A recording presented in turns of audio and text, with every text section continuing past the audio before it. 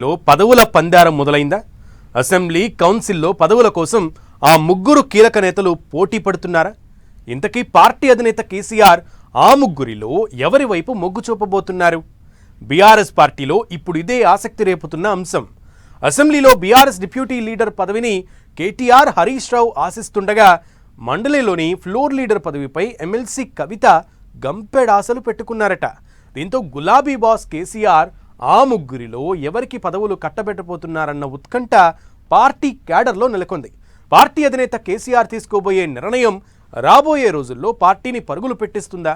కేసీఆర్ తీసుకునే నిర్ణయానికి ఆ ముగ్గురు నేతలు అంగీకరిస్తారా?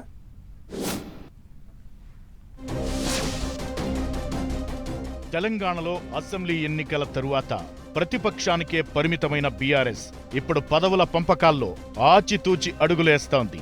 బీఆర్ఎస్-ఎల్పీ నేతగా, ప్రతిపక్ష నాయకుడిగా పార్టీ అధినేత అయిన కేసీఆర్ ఉన్నారు. అయితే ఎన్నికలు జరిగి సుమారు ఏడాదిన్నర దాటినా ఇప్పటి వరకు అసెంబ్లీలో బీఆర్ఎస్-ఎల్పీ డిప్యూటీ లీడర్ను మాత్రం నియమించలేదు. ఎప్పటికప్పుడు శాసనసభ డిప్యూటీ ఫ్లోర్ లీడర్ ఎంపికను వాయిదా వేస్తూ వస్తున్నారు గులాబీ బాస్ కేసీఆర్. దీంతో అసెంబ్లీ సమావేశాల్లో ఆయా అంశాలను బట్టి సాధ్యమైనంత వరకు కేటీఆర్, హరీష్ రావు మాట్లాడుతూ వస్తున్నారు. ఇక ఇప్పుడు బీఆర్ఎస్ సిల్వర్ జూబ్లీ ఉత్సవాలు ముగిసిన నేపథ్యంలో మరోసారి బీఆర్ఎస్-ఎల్పీ డిప్యూటీ లీడర్ పదవిపై పార్టీ ఎమ్మెల్యేల్లో చర్చ మొదలైంది.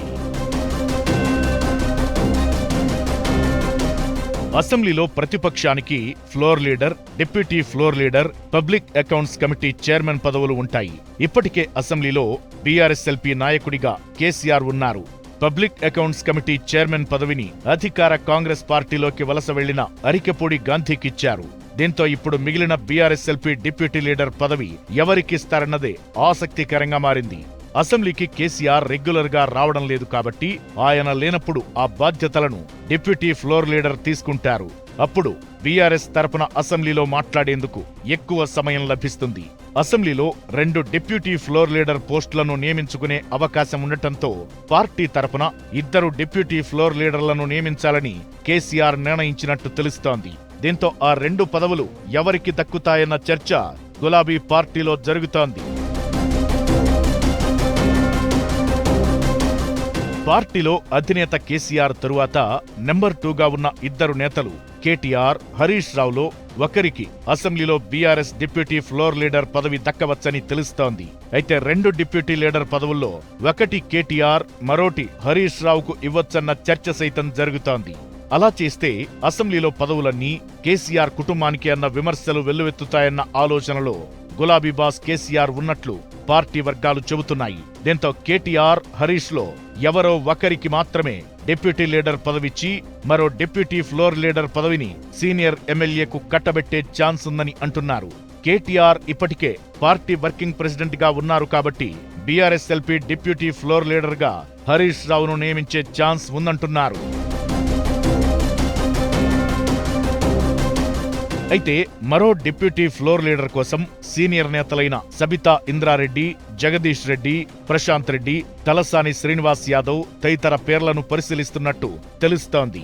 ఇక శాసన మండలిలో ప్రస్తుతం బీఆర్ఎస్ ఫ్లోర్ లీడర్ గా మధుసూదనాచారి కొనసాగుతున్నారు. అయితే మండలిలో బీఆర్ఎస్ ఫ్లోర్ లీడర్ పదవిని ఎమ్మెల్సీ కల్వకుంట్ల కవిత ఆశిస్తున్నారని తెలుస్తోంది.